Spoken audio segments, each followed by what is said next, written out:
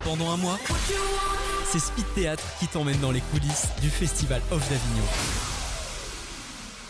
Salut sur Speed Radio, on se retrouve au Théâtre de l'Observance pour discuter justement avec Vanessa Defasque pour son spectacle Héroïne Pure qu'elle joue du 7 au 17 juillet avec un jour de relâche le lundi. Donc voilà.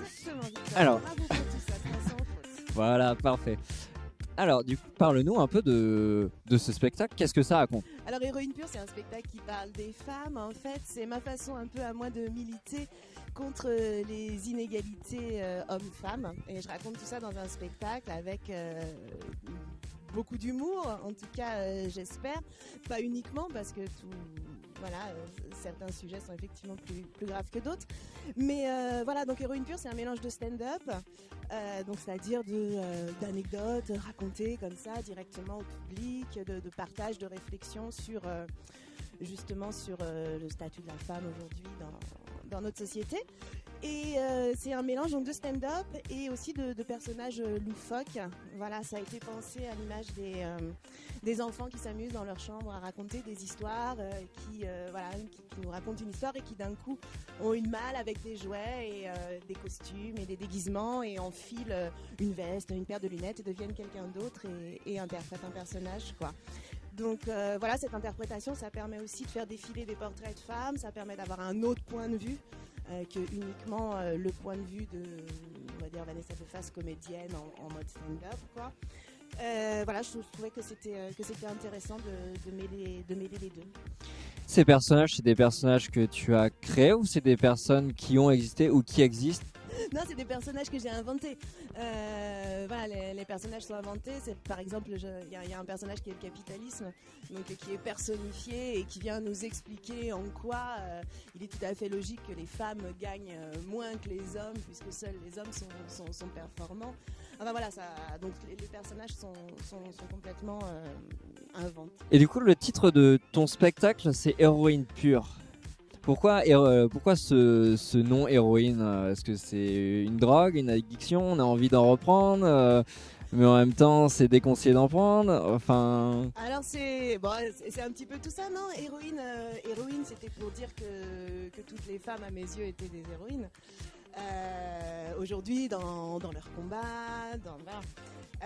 Après, effectivement, il y a un jeu de mots avec héroïne pure, avec effectivement la drogue, parce que j'imagine, je vous laisse ce spectacle aussi comme un voyage, un peu étonnant, surprenant, absurde par moments, voilà. Donc oui, ça joue sur les deux.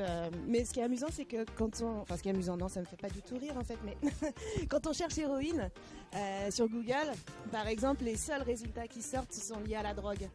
Et pas du tout aux super-héroïnes comme moi j'ai imaginé quand je dis héroïne, voilà, c'est le féminin de héros. C'est un spectacle spécialement créé pour le Festival d'Avignon, ou alors ça fait plusieurs mois, plusieurs années que tu le joues, que tu l'as créé, que... Alors c'est la première fois que je l'emmène ce spectacle au Festival d'Avignon. Par contre, il n'a pas été créé spécifiquement pour le Festival d'Avignon.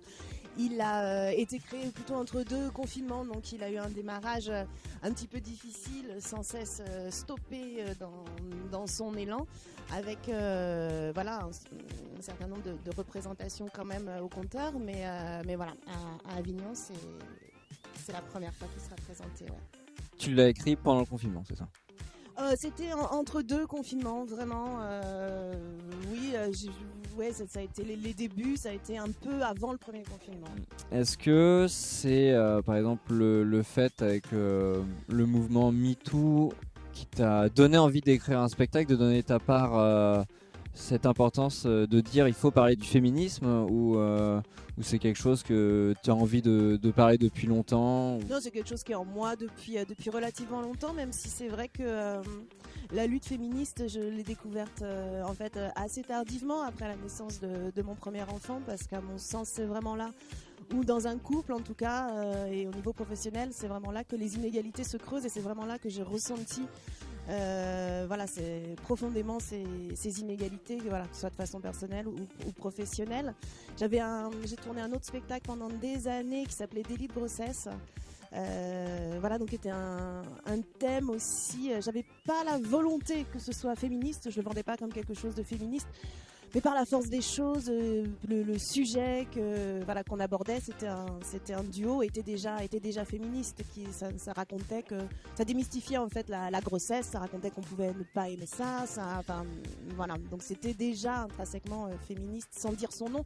Parce qu'en fait aujourd'hui, quand on dit féminisme, on a toujours l'impression que c'est un gros mot, que ça fait peur aux gens, alors que pas du tout.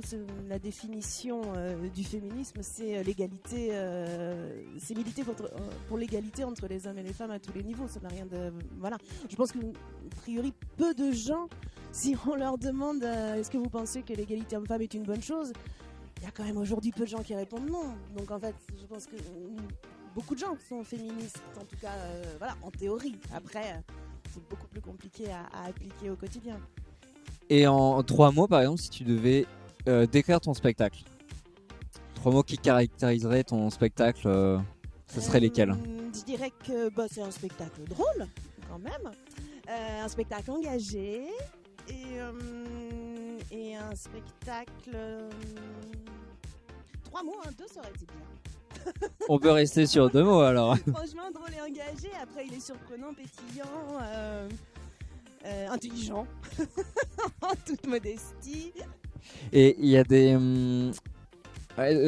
on peut te suivre sur les réseaux Alors, je vais pas dire mon âge, mais oui, on peut me suivre sur les réseaux. Donc, sur Facebook, voilà, ça vous donne une idée de... Donc, c'est Vanessa Defasque. Vanessa Defasque, DEFASK, tout attaché sur Facebook. Et si, j'ai quand même un Instagram, mais qui démarre. Vraiment, qui en est à ses tout débuts. Donc, oui, pareil, Vanessa Defasque. Très bien. Donc, juste pour info, on te retrouve du 7 au 17 juillet au Théâtre de l'Observance. À 12h30. Tous les jours à 12h30, donc effectivement, sauf le 11. Sauf le 11. Très bien. Et écoute, merci en tout cas Vanessa pour cette interview. Mais merci à toi. Du mix et du théâtre, c'est Speed Radio. Découvrez toutes les émissions et podcasts sur le www.speed-radio.com.